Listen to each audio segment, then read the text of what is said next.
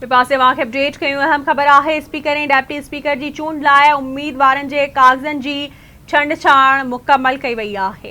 Peoples party ऐं MQM जे उम्मीदवारनि जा form बहाल थी विया आहिनि। पीपल्स पार्टी जे अवैस कादिर शाह जा स्पीकर ऐं नवीद एंथनी जा डिप्टी स्पीकर जे लाइ फॉर्म बहाल थिया। एमक्यूएम जे सोबिया सैयद ऐं डिप्टी स्पीकर जे लाइ राशिद काइम खानी जा फॉर्म बि बहाल कया विया। स्पीकर ऐं डिप्टी स्पीकर जी चूंड ॻुझे बैलेट वसीले सुभाणे 11 लॻे थींदी।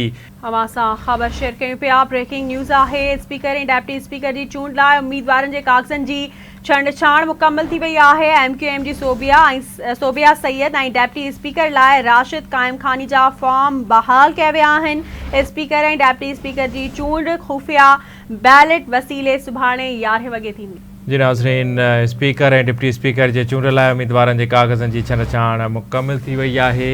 पीपल्स पार्टी ऐं एमक्यूएम जे उम्मीदवारनि जा फॉर्म बहाल थी विया आहिनि। अव्हांखे आगाह कयूं पिया। सिंध असेंबली जे स्पीकर ऐं डिप्टी स्पीकर जे लाइ पाकिस्तान पीपल्स पार्टी जे अवैस कादिर शाह ऐं नवीद एंथनी जा फॉर्म बहाल थी विया आहिनि।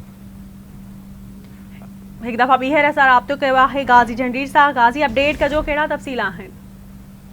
बिल्कुलु, अॼु सभ जे इजलास खां पोइ स्पीकर ऐं डिप्टी स्पीकर जी चूंड लाइ नॉमिनेशन फॉर्म जमो थियणा हुआ। उनजी छंड-छाण थियणी। हींअर छंड-छाण वारो जेको अमल आहे उहो मुकमल थी चुको आहे। सिंध असेंबली जे मौजूदा स्पीकर आगा सिराज दुरानी जे तरफ़ां छंड-छाण खां पोइ एमक्यूएम ऐं पीपल्स पार्टी जे उम्मीदवारनि जा फॉर्म बहाल करार ॾिना विया आहिनि। इन हवाले सां पाकिस्तान पीपल्स पार्टी जे तरफ़ां स्पीकर जे उम्मीदवार तौरु अवैस कादिर शाह नामज़द थियल आहे, जॾहिं त नवीद एंथनी डिप्टी स्पीकर जो उम्मीदवार आहे। ॿिन्ही पीपल्स पार्टी जे उम्मीदवारनि जा फॉर्म बहाल करार ॾिना विया आहिनि स्पीकर जे तरफ़ां, जॾहिं त एमक्यूएम जे पारां सोबिया सैयद शाह ऐं स्पीकर लाइ उम्मीदवार आहे, जॾहिं त डिप्टी स्पीकर लाइ राशिद काइम खानी जा फॉर्म पिणु बहाल थी विया आहिनि। मजमूई तौर ते ॿिनि पार्टियुनि जा ॿ उम्मीदवार आहिनि जिन खे स्पीकर जे तरफ़ां जिन जा फॉर्म बहाल करे उनखे स्पीकर ऐं डिप्टी स्पीकर जूं चूंडूं विहण जे लाइ अहल करार ॾिनो वियो आहे। सुभाणे 11 वॻे सिंध असेंबली जो इजलास ॿीहर तलब कयो वियो आहे, जंहिंमें